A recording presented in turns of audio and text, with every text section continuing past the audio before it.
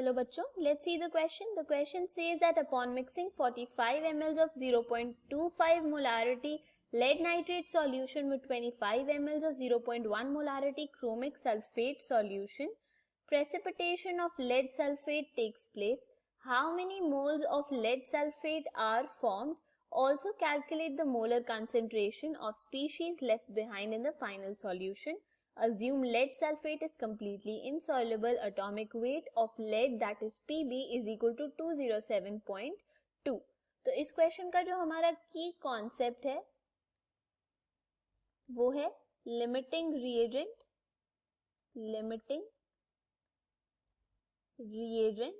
तो अगर हम सबसे पहले इस रिएक्शन के बारे में बात करें तो रिएक्शन में 3PbNO3 ट्वाइस रिएक्ट कर रहा है Cr2SO4 थ्राइस यानी कि क्रोमिक सल्फेट के साथ, और फॉर्मेशन हो रही है 3PbSO4 यानी कि लेड सल्फेट और 2 क्रोमिक नाइट्रेट की CrNO3 थ्राइस. तो ये हमारे पास कंप्लीटली बैलेंस्ड केमिकल इक्वेशन है. इसके अंदर अगर हम number of moles find out करें सबसे पहले तो number of moles of PbNO3 twice हमारे पास आएंगे. वॉल्यूम जो कि है 45 ml, तो इसको लीटर्स में कन्वर्ट करने के लिए इंटू 10⁻³ इंटू द मोलारिटी जो कि 0.25 गिवन है. तो इसकी वैल्यू जो हमारे पास आएगी वो होगी 11.25 इंटू 10⁻³ मोल्स. अब अगर हम number of moles of CrSO4 thrice यानी कि क्रोमिक सल्फेट फाइंड आउट करें तो इसका वॉल्यूम गिवन है 25 इंटू 10⁻³ इंटू मोलारिटी 0.1. तो इसकी वैल्यू हमारे पास आ जाएगी 2.5 इंटू 10⁻³ मोल्स. तो क्लियरली हमारे पास जो कंसंट्रेशन क्रोमिक सल्फेट की वो कम है, इसीलिए हम कह सकते हैं कि जो क्रोमिक सल्फेट है हमारे पास वो हमारा लिमिटिंग रिएजेंट है, यानी कि ये कंप्लीटली कंज्यूम हो जाएगा लिमिटिंग रिएजेंट, और इसी के कंसंट्रेशन के हिसाब से और इसी के मोल्स के हिसाब से हमारे पास लेड सल्फेट की फॉर्मेशन होगी. तो अब अगर हम number of moles of lead sulphate find out करें तो वो 3 मोल्स होगा, 3 of the number of moles of chromic sulphate होगा. तो इसीलिए ये हो जाएगा 3 इंटू 2.5 इंटू 10⁻³ जिसकी वैल्यू आएगी 7.5 इंटू 10⁻³ मोल्स. तो अब अगर हम आगे बात करते हैं तो हम कह सकते हैं कि number of moles of nitrate left, number of moles of lead nitrate जो है हमारे पास, लेड नाइट्रेट लेफ्ट की वैल्यू जो हमारे पास आएगी वो होगी 11.25 इंटू 10⁻³ माइनस 7.5 इंटू 10⁻³. तो इसकी वैल्यू आ जाएगी 3.75 इंटू 10⁻³ मोल्स. ये हमारे पास लेड नाइट्रेट लेफ्ट की वैल्यू आ गई.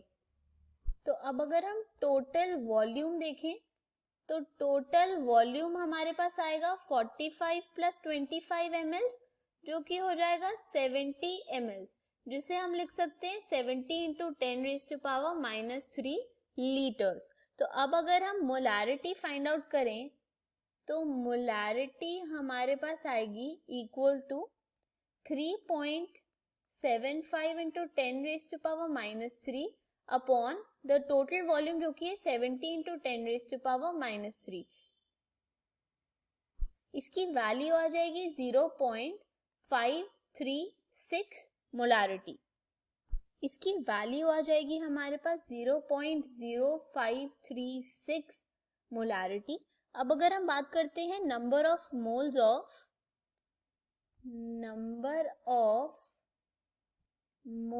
ऑफ CrNO3 थ्राइस की जो हमारे पास फॉर्मेशन हो रही है वो होंगे twice of the number of moles of chromic sulphate. तो वो हो जाएगा 2 इंटू 2.5 इंटू 10⁻³ मोल्स जिसकी वैल्यू हो जाएगी 5 इंटू 10⁻³ मोल्स. अब हम इसकी मोलारिटी फाइंड आउट करेंगे, तो इसकी मोलारिटी हमारे पास आएगी 5 × 10⁻³ अपॉन द टोटल वॉल्यूम जो कि हमारे पास है 70 × 10⁻³ तो फाइनली इसकी जो वैल्यू होगी वो हो जाएगी 0.0714 मोलारिटी। अब हम कह सकते हैं फाइनली कि जो हमारे पास सॉल्यूशन में लेफ्ट होंगे आयंस, तो जो आयंस लेफ्ट है हमारे पास वो होंगे PbNO3 twice and CrNO3 thrice are left. तो अगर हम पर्टिकुलर आयन की कंसेंट्रेशन की बात करें तो Pb+2 की कंसेंट्रेशन हमने फाइंड आउट करी थी 0.0536 मोलारिटी होगी। क्रोमियम आयन यानी कि Cr+3 की कंसेंट्रेशन 0.0714 मोलारिटी हमने फाइंड आउट करी। और लास्टली नाइट्रेट आयन यानी कि NO3- आयन की जो कंसेंट्रेशन होगी उसे हम फाइंड आउट करेंगे, तो वो होगी twice into the concentration of lead ion, जो कि 2 × 0.0536 प्लस हो जाएगा 3 times the chromium ion concentration, तो 3 × 0.0714। इसकी वैल्यू हमारे पास फाइनली आ जाएगी 0.3214 मोलारिटी। तो ये होगा हमारा final answer. I hope you understood the question.